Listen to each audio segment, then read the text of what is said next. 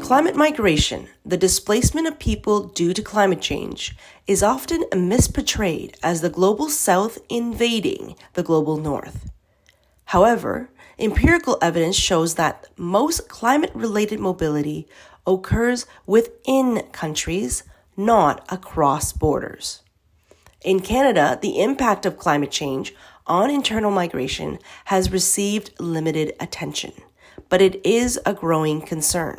This video explores how climate change affects mobility within Canada, focusing on factors influencing movement, the disproportionate impact on Indigenous communities, and gaps in research. It also discusses recommendations for addressing climate-induced migration in Canada. The term environmental refugee is criticized for lacking legal recognition. Instead, the International Organization for Migration, IOM, defines environmental migrants as those compelled to leave their homes due to adverse environmental changes. Different definitions highlight that climate-induced migration can be temporary or permanent, internal or international, and result from rapid or slow onset events. While the United States has taken steps to address climate-induced migration, Canada lacks a comprehensive policy on this topic. Sensationalized media headlines have raised concerns about climate refugees coming to Canada. However, Canada's immigration policies do not specifically consider climate migration. Some cases of climate migrants arriving in Canada highlight the complex interplay of factors influencing migration decisions, including climate change.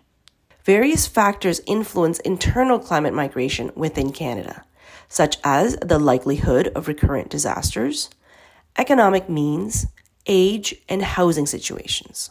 Indigenous communities are disproportionately affected due to their socioeconomic conditions and geographic vulnerability. Slow onset events and recurring hazards pose unique challenges for affected communities. Host communities also face challenges in accommodating new evacuees, especially when recurring hazards strain resources. Climate change can limit access to resources, restricting the mobility of vulnerable communities. For instance, the Saskatchewan Cree First Nation community in Northern Ontario faces annual evacuations due to flooding. They signed an agreement with the government to relocate, but concerns about government commitment remain. Economic means plays a crucial role in climate migration.